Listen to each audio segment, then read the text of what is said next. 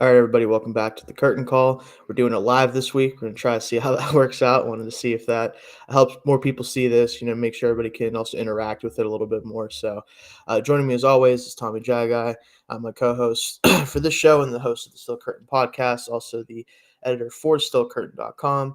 I'm your host as always, Shayne Kubas, contributor to StillCurtain.com, and of course, the host of the show.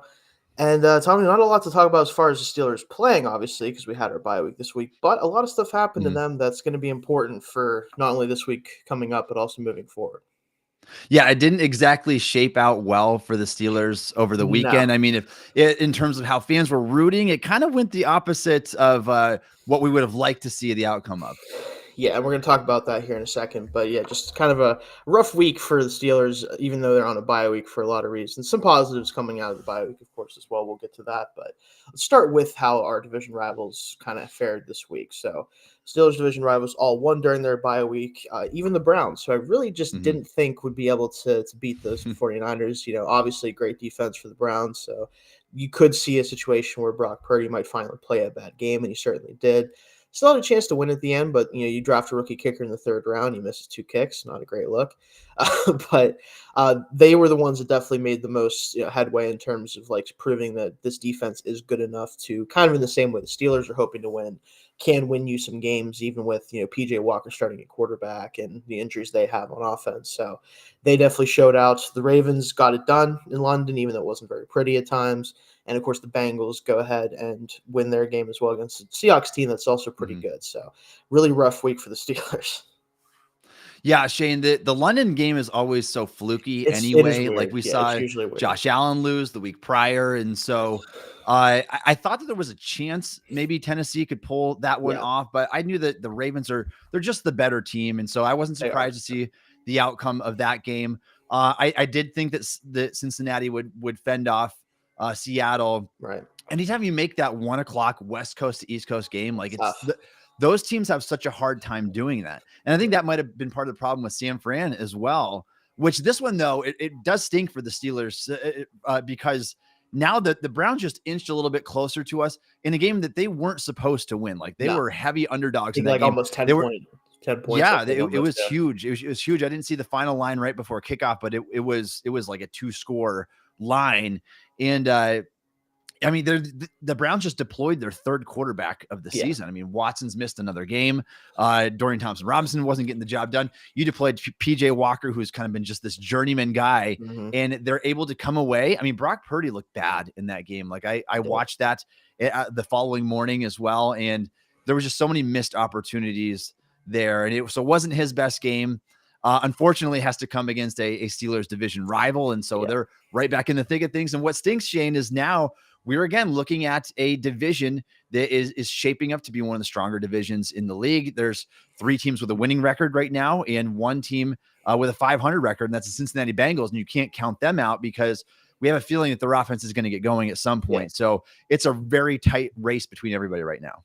Yeah, and I think the important thing to remember here is like the entire division is technically either underperformed or just slightly overperformed if you're talking about the Browns, considering where they've been in the past.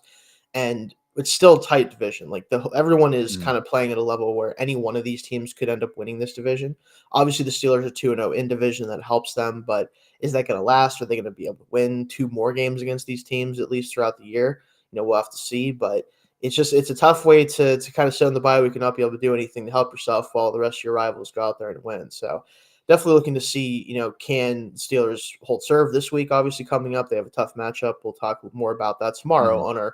on our normal live show on Wednesdays. But it's definitely going to be a tall task to keep serve with these teams if they're going to continue to win games the way that they did, where they can grind it out, win the tough games, and hopefully, like I said with the Bengals, Mhm. they're expecting their offense to only get better, and that's definitely a dangerous thing for for a team like them. So, um, Yeah.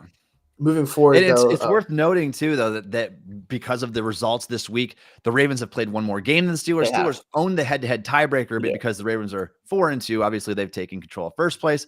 If the season ended today, the Steelers would be 6th seed.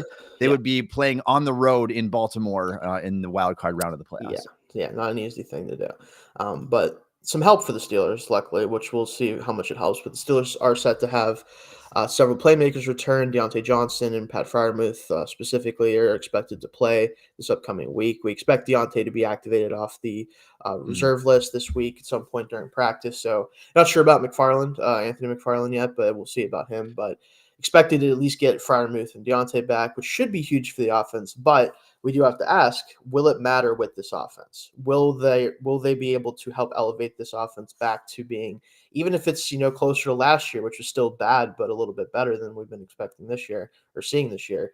Is it going to be Mm. enough to help offset some of the issues that we've seen with this offense? Yeah, the sample with Deontay really was quite small. I mean, we're talking about like a half a play, then he got injured in the third quarter. And so it's hard to say how much different it would look if he was available. What we know, Shayne, is we've seen 39 games of Matt Canada so far, and the offense hasn't been over the top in any of these anyway. I think what's most discouraging, though, is watching the games that Pat Freiermuth has played, those first 4 contests, and seeing just the gross misuse of him in those games where he's really only getting targeted like on screen passes, and they're kind of using him like as that Y inline blocker, just something that totally doesn't fit his skill set No. at all. And so you'd like to see Freiermuth used properly. I'd have to imagine it's going to at least give the Steelers a boost. At the very least, it gives them depth at both the wide receiver and tight end positions. But we'll see how Deontay's presence impacts what the Steelers do on the field. There's no question in my mind that he's the best route runner on the team and the guy that routinely creates that separation. So I would have to imagine it's going to help. But then again, Shayne, we're talking about an offense that has gone from bad to worse. And so are they going to, even with Deontay, like, can they get backed up to like the 17 point per game range? Like, what can they do different that we haven't seen from this Matt Canada offense since the beginning of the 2021 season? So that's the big question. I think the one thing that getting Deontay back specifically that could help with is Kenny needs answers in this offense, right? And the one thing Yeah. Deontay is going to do, regardless of the play call, is most of the time he's going to be open, right? So if the play call goes to him, if it's meant for him, there's going to be easier completions, maybe better opportunities to start hot, especially offensively, where we've been one of the slowest starting teams maybe ever, in my opinion. Like, I don't know this, like, I would have to go back and check numbers on other teams, but I cannot imagine many teams have been starting off worse Yeah. than we have the last 3 years, specifically to begin games. And he just gives them more of an answer to the test, essentially, where he's going to be able to win on his routes more consistently than the other guys. He's not going to be as big of a playmaker as George or even Austin's able to be when they get him the ball, but he's going to be the more consistent player. And I'm hoping that they lean into that a little bit more, as much as we've in the past said, like, he can't be getting 12, 13 targets anymore. Maybe for now, it's the only thing we can do. Like, maybe that is helpful if it's mostly him and George kind of getting a lot of the targets. And I do think Pat, especially, we talked about this beforehand, before he even got hurt, where he wasn't getting used properly. And he needs to basically be this team's starting slot receiver. Like, that's pretty much what his best role is going to be in this offense, and really any offense. He's just not an inline blocker. It's not his game. And that's No. fine. Like, most tight ends, it feels like most tight ends, especially like the ones that we talk a lot about, they aren't that type of guy. Like, obviously, you have your George Kittles of the world that can do everything. And Travis Kelce's a special player in terms of what he does as that slot kind of tight end. But that's what Pat needs to be. He needs to be a tight end that plays slot receiver, and we have Darnell Washington to be the inline guy. Like, that's the whole, at least that's what I thought, coming in this year. That was the thought process was, let's go get a guy who can do the dirty work, who can be that blocker that we need, so that way Pat doesn't have to be connected to the line all the time. He doesn't have to be an asset in the run game, except for maybe out wide where he can block corners or safeties or whatever. So I'm hoping to see more of that once he does get back in the offense. But again, with Canada, it's really hard to know how he's going to introduce these guys back in the offense. For all we know, it might just be basically Deontay getting 20 targets in this next game, and that's about it. He could get no targets. It's really, you can't tell at this point, right? Like, there's no consistency week to week, so it's really hard to know what to expect from him. So, yeah, I mean, I think when you look at Freiermuth specifically, going back to him for a second, last year, I wrote an article late in the season last year. He was second only to Travis Kelce in 75-yard receiving games. I mean, obviously, we know that there's the stat where he's the first tight end in NFL history to have the back-to-back 60-yard reception seasons to open his career. And he was grading out as the second best tight end in the league per Pro Football Focus. Entering the final week of the season, then he obviously had the MCL injury sprain there. And was out the rest of that game. But now we will look at him this year, like year 3, this should be a huge year for a tight end, For sure. especially one who was on the trajectory that he was on, and now seeing that he's doing just next to nothing. And I wrote another article that I published just this past week during the bye week, Shayne, about how Freiermuth and the Steelers really are losing this man millions of dollars on his next contract, because if his production ends up being cut in half this year, Shayne, and some of the things that are a little out of his control, like being banged up, missing some games, I mean, he's the next guy technically in line for Pittsburgh to get that next big deal. I don't know if it's coming at this point. Like before, I was very, very confident the Steelers were going to get him taken care of. Now you've drafted Washington. Freiermuth continues to be banged up, and he's been inefficient and, quite frankly, just not even part of the passing game right now. I don't know what the Steelers do with him at this point. He's going to have a big turnaround late in the year in order for them to kind of justify giving him that much money at the position. Yeah, and like we talked about, it's really unfortunate because it's not necessarily his fault. I don't think he's been playing badly enough to not be getting the football or not be involved more in the offense. I think it's just the way that they're choosing to use him. And it's really as a blocker, and we know that. Yeah. I mean, we know that he's not Heath Miller. That's not the part that he excels in his game, and so he's just never going to be that guy who dominates as an inline blocker. Yeah, I think it's going to impact his, like you said, his next contract, his ability to even maybe stay with this team. I think what it's going to come down to is whoever the offensive coordinator is next year, which we assume obviously it won't be Matt because his contract's up. At least we won't have to worry about that part of it probably. Whoever that is going to have to decide, do I want this guy to be a big part of the offense or not? And if they say yes, which I think they should, then we might see him get used in a more of a way that can help him show out and do what he can do. But this year it's hard to say what we'll expect from him because you assume off the first 2 years that they want him to be a part of the offense.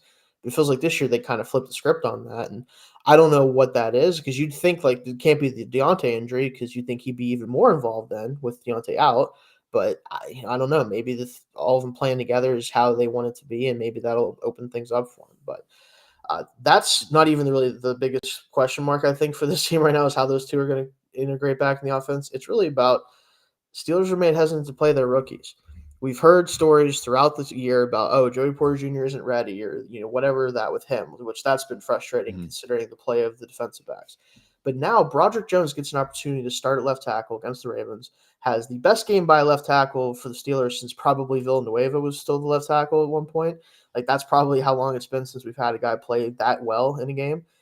And yet Dan Moore Jr. comes out and says, hey, I'm getting first team reps left tackle. I'm preparing to play Sunday. I should be ready. They can't put him back in, right? Like they cannot, like there's no way this team can watch the tape from last week where Broderick Jones does a really good job against a Ravens team that's been putting a lot of pressure on teams. And it really asked Dan Moore to go back out there and play left tackle, right? Yeah, if Tomlin ends up talking about that, I would love to hear what he has to say because this is something that you can't do. I just don't understand how you can watch what Broderick did in his first ever NFL start and say, yeah, you stonewalled Jadeveon Clowney. You graded out as the best offensive lineman in the league. And whether you care about grades or not, the tape matches. Let me tell you that the tape matched because I watched the game again the following morning and I intently watched every snap of Broderick Jones. It was a quality game. Like there were a few flaws. It was a very, very good game overall. And quite honestly, Shayne, I think it might have been better than any game that I've seen from Dan Moore in his 3-year NFL career so far. Like, I think that it was on par with that. And again, it's not that that's a particularly high bar to clear, but like I always go back and say, you get what you pay for in the NFL. When you draft Dan Moore in the 4th round, you expect to find a 4th round player out there most of the time. And occasionally you're wrong or you will get somebody that's better than where you drafted them, obviously. But you get what you paid for at the position. You're paying him pennies in terms of what starting left tackles get in the NFL, and you're getting the fruits of that result because Moore has not been good. I think Moore has been quite arguably the worst left tackle in the NFL so far this season. I know the assignment's been tough, but the backwards logic, Shayne, of trying to go back to a struggling Dan Moore and an older Dan Moore and a Dan Moore that you haven't invested as much in, rather than the 14th overall pick in Broderick Jones, who was coming off a very solid game in his first ever NFL start. It just makes no sense to me at all. So I can't even fathom an excuse good enough to go back to a player who is notably worse in my mind already at this point. And that's the frustrating thing is like it's not like they put Jones out there and he embarrassed himself. It's not like he went Yeah. out there and and proved that yeah he needs time to be able to play well and they don't want to let him go get beat constantly and maybe hurt his confidence level or whatever like that. Mhm. He played like a NFL starting left tackle at minimum in that game against the Ravens, and that's something we haven't been able to say about our left tackle for a long time.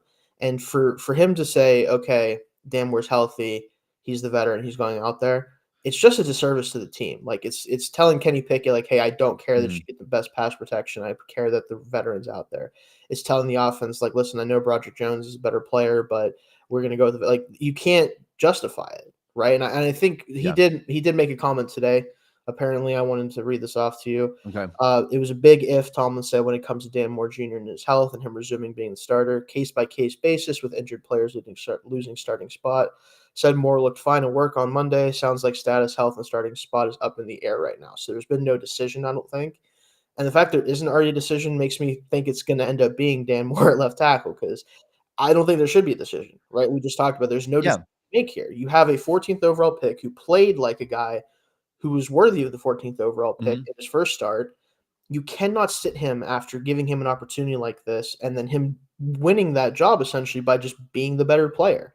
Like we've seen it. Like we've been talking about it. Like, oh, he has to be better. Now we have proof that he's better. It's one game, obviously, but he did stuff in that game that Dan Moore just physically can't do. And that's what it comes down to is the Mhm. difference in physical talent is too big to keep him on the bench anymore. And Shane, I just don't know why the injury matters. Why does it matter the Yeah, it circumstances shouldn't in matter. which he went to the bench in the first place? Right. It's unfortunate for Moore for sure, Yeah, obviously, because he would have kept his job longer. Although I think this switch should have been made for sure. very early on. Yeah, You could just see the struggles that were so significant. But it doesn't matter the circumstances that got him to the sideline.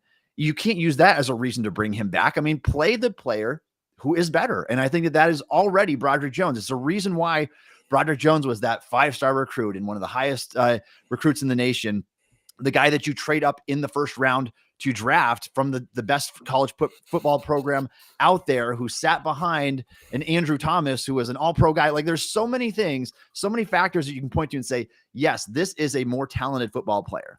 And I know that they have similar size and athletic testing traits on paper, but like you can just watch and see the difference in strength. Like the anchoring strength between Broderick and Dan Moore is very notable. And I encourage you to, if you haven't noticed that or picked up on it yet, go back and put that Ravens game on. And when Jadeveon Clowney, which I understand that Clowney's old at this point, he kind of never he's quite having his lived up to best season though expectations. in a long time. Honestly, though, He's having a good season. When he was getting ahead of steam, and I noticed this multiple times, came off that line with a head of steam, kind of in the wide 9 there, and kind of bull rushed into Broderick. Broderick could give one step and then it was done. Like the play was over and he had him swallowed up. That is not something that I've ever seen from Dan Moore before. And we're in year 3 of Dan Moore. So Moore just does not have the anchoring strength. And doesn't matter that he looks the part, Shane. He looks the part, the guy with the big muscles, the long arms, and he's got that left tackle build. He does not play like Broderick Jones. And there's just a massive, massive talent gap between those two guys.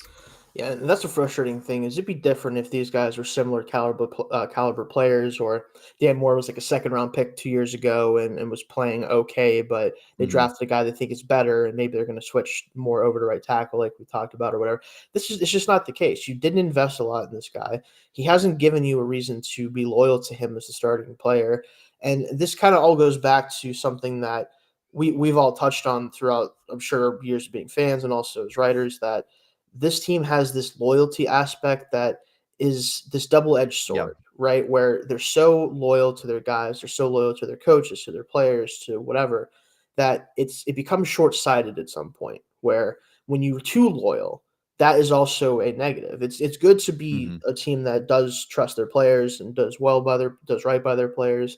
And Tomlin is a player's coach, right? That's his main thing. At some point, though, you got to be willing to tell a guy, listen, you're not good enough. I'm sorry. You got to sit. We have this rookie that's better than you right now. You're going to sit on the bench. Maybe you're going to compete for right tackle if Core 4 continues to play bad, whatever the case may be. But you cannot go back out Mhm. there at left tackle after what we saw from him. And if Moore has a problem with that, that's too bad. That's what it is, right? And I think this is the thing that sucks. Is like, yeah, you don't Yeah. like to see a guy lose his job because of injury, but it was a job that should have already been lost. It'd be different if it Mhm. was a starting quarterback that was, a consistent starter and gets hurt, and then he comes and even then, ask Bill Belichick if he regrets putting Tom Brady and keeping him in whenever Bledsoe was back. I mean, that was obviously a very specific scenario a long time ago, but ask him if he thinks that's a problem that he did that. I doubt he'll say that it Yeah. was. Sometimes this stuff happens, and in this case with Moore, it needs to happen. It sucks for him. I don't want him to be necessarily benched. I feel bad that he's in this position, but he is in this position for a reason where he hasn't played well enough to do it. And I also want to touch on Joey Yeah. Porter Jr., right? Because we still keep hearing from Terrell Austin, I don't know if he's ready to start. I wouldn't say that. It's that one. This one's almost more frustrating because I agree. as bad as Dan Moore's been, right? I would argue the secondary has been almost as disappointing because you have guys that are even more veteran, right? Like Levi Wallace is a 5-year player, I think, or 6-year player at this point. Peterson's obviously, very experienced. And neither of these guys can really hang anymore, especially in man coverage, and they're just not doing enough as playmakers to make up the difference. And it still doesn't. It's like we're watching a different sport than the Steelers, and that's the really frustrating thing. And we've touched on it in articles, and we're going to continue to do that, but it just feels like they don't see what everyone else sees. And usually there's an element of oh, well, they know better than the public or the rest of the NFL because it's the Steelers. We can trust them. They haven't earned that right the past few years. They have not earned that ability for me to say, oh, no, you know what? They're right. There's got to be a reason why Joey's not playing. There's got to be a reason why even a guy like Keanu Benton's not playing 50, 60 snaps at this point. There's got to be a reason. I don't think there is, Tommy. I just don't. I think that my eyes are telling me something, and they just aren't seeing it. Yeah. And Shayne, what we don't know, and this could be the Steelers' downfall, is everything that goes on behind the scenes. Right. Levi Wallace might be an awesome character guy, great X's and O's, all that kind of stuff. But if he sucks on the field, and he certainly has, it does not matter. And so anybody from the outside looking in, or anybody evaluating the tape or the all 22, you can look at him and say, wow, this guy has cost us big early in the season, and he should have cost them way more. In that Ravens game, he was atrocious. He was so bad. And there should have been so many more big plays that he allowed in that game alone. He's already given up as many yards per game as essentially any cornerback out there. And it's easy to see why. He just does not have it. He does not have athletic traits. He cannot stick with NFL receivers at this stage in his career. And he was a poor athlete to begin with, Shayne, and it's only going downhill from there.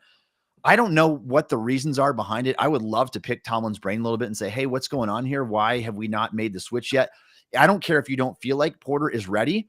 You can't get worse than what you've been deploying out there already at the cornerback position. And like you said, as frustrating as Dan Moore has been this year, and you could argue that he's been maybe the worst left tackle in the league, I think Levi Wallace is the most detrimental corner in the league in the NFL because every team knows at this point, I'm just going to run quick slants against him. And he does not have the recovery speed to jump on that. He can't get in front of it. There's nothing you can do. And I know he snagged the pair of interceptions back in the Raiders game on Sunday Night Football. I just don't care about that. I don't care about that. And sadly, Shayne, that might have saved his job for a few extra weeks. And it really didn't impact the game. That second pick was just a garbage time pick anyway. They have to get him off the field. And Peterson hasn't been that much better. I mean, Peterson's flaws have been kind of masked and overshadowed by how horrendous Levi Wallace has been in coverage. I do feel like if you get Porter out there, maybe flop Peterson's sides, he's the veteran, he ought to be able to do that. I know that he's been the left corner his career too. But maybe if you can funnel things through to Peterson because Porter's coverage will be stickier, then maybe he can have more opportunities for those type of splash plays. But you cannot have both of those guys on the field at the same time. And I think that Wallace is the guy who needs to get the boot immediately. I would deploy James Pierre over Wallace at this point. I think he's been that bad. That's the sad part is it's not even just that, Wallace has been bad or Peter, the whole secondary pretty much outside of Minkah. And even again, he's a guy that doesn't get to do what he does. And it negates what these safeties do because the corners can't cover for 2 seconds. No, he can't. He's not getting the opportunities down the field. We're not allowing guys to even be they're just open so quickly. They don't even have to go down the field. And because of that, Minkah can't, roam over the top and make big plays as a hawking safety. He can't make plays over the middle because they're just running guys to the outside on these corners that they don't have to worry. They can avoid the best player in the secondary because, unfortunately, as a safety, as great as he is, the one downside to playing safety is obviously the fact that you're away from the ball a lot of the time. You're not going to be where you can make plays all the time. So the rest of your team has to do enough to get the ball forced your way a little bit. And right now, teams are like, well, that's an all-pro safety back there. Let's just not throw at him. And it's working because everyone else is open anyway. So that's ultimately the issue. And like, you could say like, okay, well, if they put Joe out there, what if he just gets beat all of a sudden? It's like, he's a good enough athlete to not get beat by 10 yards. I mean, there was plays against the Ravens, and you saw him. I know, Tommy, where like, if if that was what his first read, or if he just hit the throw, he could have given up 200 yards in that game, Wallace alone. Like, that's how bad it was. And obviously he didn't, so his stats don't look as bad. But anyone who watches the games understands, like, yeah, this guy is one of the true liabilities in the sport right now playing. It's kind of sad to watch at this point. Like, I would sit him just for his own benefit of like, listen, we don't want you to go out there and get killed constantly anymore. Like, it's kind of sad to watch. And even Peterson, like, he's not as bad, but again, he's lost the ability to play man coverage the way that the Steelers would like to play, and that I'm sure he would like to be able to play, but they don't use him in a way that's valuable for him, right? Like, I think he honestly probably needs to move inside. That would probably be the best thing. Even playing some safety, like whatever it may be. Get some other guys out there. And with Joey, all I can tell him is keep playing, keep doing what you're doing. Eventually, you'll probably have to start because at this point, Levi might break his own ankles trying to run with somebody. Who knows? But it's Shayne, it's so bizarre. Like, I understand there's a mystery element to it, but the fact that Terry Lawson says he's not comfortable with Porter, my rebuttal to that would be, so you are comfortable with Levi, though, right? So I mean, you're okay with him being out there getting just dusted, play after play, and I don't understand why that is the standard. Like, do the Steelers not use any advanced analytics at all? It does make me wonder, because you can look this stuff up. They should have access to these stats. You can see that in terms of advanced analytics and yards allowed and everything like that, Levi Wallace is pretty near the bottom of the league in every one of those advanced metrics. That should be enough alone to say, yeah, let's get him off the field. And I don't even care if you didn't draft a cornerback 32nd overall. You would try something else out there, because getting an interception every once in a while is not enough to make up for all the bad things that he's done on the field. No, and I should mention this. We didn't even talk about this. Patrick Peterson himself said, like, he even knows, like, yeah, if I have to play less and Joey plays more, well, I'm good with that. Even he's like, this guy needs to play. I think he's trying to tell like the media, like, hey, I think this kid needs to play most of the time, and I'm willing to be the one who gets sacrificed for it. That tells you a lot. Like, not only is it means a lot coming from Peterson, I'm sure, for Joey, and I'm sure that he's doing that because he understands his role at this point in his career, but for a guy like him to basically say, hey, I'll go sit for a while. I'll play somewhere else on the defense if he can play. He sees it, right? Like, he definitely knows what's going on. He probably does. He obviously doesn't want to say, hey, Levi, get off the field. It's probably should be you. But the fact that he's saying it for himself just tells you a lot. And it's unfortunate. And, we'll see how it plays out from here. But again, like, they need to play these rookies, man. And like, I touched on Benton a little bit. He obviously plays a good bit, but just not as much as I'd like. And but even Benton, Shayne, it's like 36% of snaps, I think, through the first 5 games. And it's so enough. Easy to see that he's the best interior defender. And again, we have to throw youth out the window. It doesn't matter. Get your best players on the field. And if you can see, if fans at home can see that Benton is the best interior defender with Hayward absent, then play him. It just doesn't matter. I mean, it doesn't matter your seniority. Like, I don't know what's going on here, but the Steelers are infamous when it comes to holding on to guys too long. And when it comes to favoring certain players over younger guys, they have got to stop that. Like, it's a modern day NFL. You've got to get more talented players on the field. They need to find a niche somewhere, because they certainly don't have it in their coaching staff or play calling. So you have to at least get your most talented players on the field at the very least. Yeah, and my last thing I want to talk with you about today before we move on to tomorrow, we're going to talk about the Rams game on our show tomorrow. I think it's time at this point. I've never been a person to do this or even want to bring this up, because I don't think it's really been fair until recently.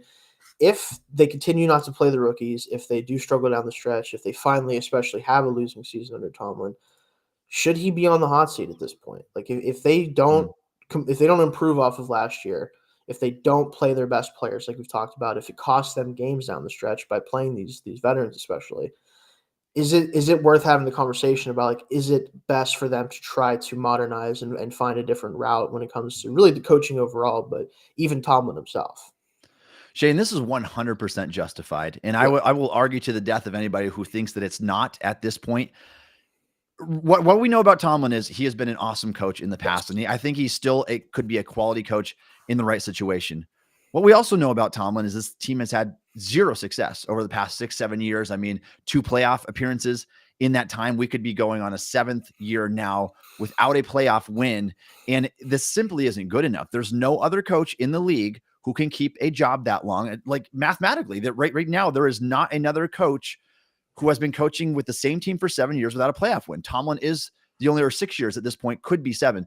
Tomlin is literally the only one. And so at some point you have to say, I don't care what you did in your early years with the Steelers. You've been here X amount of years. And Shayne, he's already outlasted Bill Cowher by 2 years. And Cowher was a great coach. Tomlin's going to be in the Hall of Fame. He's going to get there because of his Super Bowl win and his appearance and his winning record and everything that he has attached to his resume, which is great. I'm not arguing against that. What I am arguing is against recent results that have been very, very unspectacular. You need to be better than this. You have to at some point you have to say enough is enough, and you have to forget about your past resume. I kind of said that with Ben as well, and I think you can kind of parallel a little bit, because when Ben got $38.5 million a year at age like 37, I think going into age 38 season, I was like, whoa, hold up a second here, because what we can't get locked into is paying a player for past production. I think that the Steelers paid Ben based on his past production. They did not pay Ben based on the player they believed he was going to be at 38, 39 years old for this team. And he fell well short of earning that contract. I feel a similar way about Tomlin, that you are now looking at his past production with this team and saying, well, he did this and he did this. That was a long time ago. It really, really was, if we're being quite honest. And sure, not having the losing season, that's nice and all. This team has plateaued, and they have not gone up at all in 5 or 6 years. In fact, they've gone down a little bit, I think, in my opinion, because the coaching and the play calling has been so bad. Tomlin's coaching tree has been so bad. There's so many things you can point to at this point, Shayne, and say, it's not enough. And especially when you look at a Kyle Shanahan, a Mike McDaniel, a Nick Sirianni, and all these other guys that are producing results, they're producing coaching staffs and trees, and Tomlin is not one of them. It's time to move on. Now, my fear, Shayne, would be that the Steelers and the Rooneys would get trapped in the mentality of, we've always had defensive coaches. We need a defensive coach. We got to go that route. And I'm just not convinced that with today's rules, Shayne, I don't know if that can get the job done anymore. Look how bad Bill Belichick is struggling right now. Like, he also has his hands in too many baskets as well. You can't be GM and head coach. You're spreading yourself too thin. He's never been, and he's kind of driven that team down. But I don't know. And I'd like to see it work, but I'm not convinced that having a defensive-minded head coach is the way to go anymore, Shayne. I really don't know. And more importantly, it's not just about the defensive head coach aspect. For me, I just don't think this team is in a place any longer where Tomlin's best traits can shine, right? Yeah. Because his best trait has always been his ability to get the most out of his team, right? And the problem is, because of the way the team is built and the struggles that they have and his inability to move off of players and coaches, he's kind of backed himself into his own corner, where he really is to blame for a lot of this, not because he is specifically coaching bad, but because he's allowed the players and coaches around him to be bad. And that's the issue here, is like, if he was on a team that was already well built, if, like, for example, if he was the head coach of the Chargers right now, I think that they might maybe not be undefeated, but close to that. Like, because they need somebody who can get the most out of these guys, who can push the right buttons, who can motivate them. Yeah. That's not what Staley's doing right now. And he's not doing enough defensively either. Tomlin, I think, would be a great fit for a team like that. Or there's other teams that he would be a better fit for than the Steelers right now. So it's not so much about whether or not he's still a good coach. Is he the right coach for this specific? That's 100% right, Shayne. And I totally agree. I love the example that you gave too, because I do think in the right situation, Tomlin could rebound and we can see that coach again. I mean, it's like Pete Carroll's lasted this long in his career. Tomlin could do the same if he wants to, and he can have a lot of success. I just don't know if it's the right fit anymore. And I think the most condemning thing, I think more than anything else, Shayne, is the fact that you look at Tomlin. Mike Tomlin is responsible for hiring his coaching staff. Yes. And these guys have all failed miserably over the last several years. And you really have to go back a little ways now until you find a guy who has been a quality coach. But even the guys that they've had, the Todd Haley and the Mike Munchak, those guys were already established. Yes. Those guys were already good coaches before they came to Pittsburgh. Tomlin has not hired good coaches outside of that, or since then, I should say. and he has not developed any of these coaches. And I think that we love to point the finger at Canada and even Terrell Austin now, who is kind of underwhelming as defensive coordinator. But at the same time, we have to remember who is the guy responsible for this. Mike Tomlin. These are Tomlin hires. They are all Tomlin hires. And he does the same seniority rule, apparently, with his coaching staff that he does with his players, and he'll hire from within and they'll just keep them on too long. So enough is enough. That part has to change. You need a coaching overhaul. Yeah, basically my last thought on it before we head out here for today is if Tomlin is going to coach this team for years to come, which I think is probably going to be the case. It's just kind of how things are. He needs to understand, and he needs to look at himself in the mirror and go, okay, I have not picked the right coaches for my football team. I have not done right by my football team by bringing in the guys that I've brought in.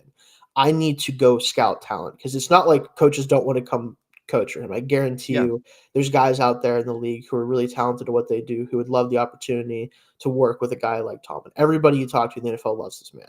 And for good reason. I understand. He needs to leverage that. Like he needs to look at it and go, okay, I can go get the best coordinators. I can go get the best position coaches if I want to. And I think he has his relationships with guys, and I understand that. That's a big part of the sport. You have to be willing to change. He does not want to move off of his Super Bowl mentality in terms of, I want to build a top 5 defense. I want to have a ground and pound running game. I want to have a quarterback that can make plays late. He has some of those things, but they're not, it doesn't work that way anymore. You can't win games 20-17, 20-14 every week. It's not possible. It doesn't matter how good the defense. I mean, even the Browns defense this year has been one of the better defenses we've seen in several years statistically and analytically. They've still had points scored on them. It's still going to happen. It just doesn't matter how good you are in defense anymore in terms of being able to win solely off that. You have to have an offense that at least is capable of holding serve with these teams, and we don't have it right now. And he's a big part of that for bringing Canada in and letting him coach this team this long. He's done damage to this team that we might see for several years. So that's the last thing I have to say on it. Anything you want to touch on with him before we get out of here? Well, the last thing I was going to say, Shayne, is the game is just changing so fast. It is. And coaches are so innovative anymore. You look at a Mike McDaniel in Miami. His philosophy is, I'm going to get guys that run 4-2 everywhere. I'm basically only going to run routes that allow my receivers to make plays with the ball in their hands after the catch. And when you see that, they're averaging 37.2 points per game right now. The Steelers are at 12.4 offensive points per game. If you exclude their defensive scores and special team score, if you include that, they're still 30th in the league in points, 30th in yards. You can't have this old school mentality where, oh, we're going to play mistake-free football, play good defense and win games.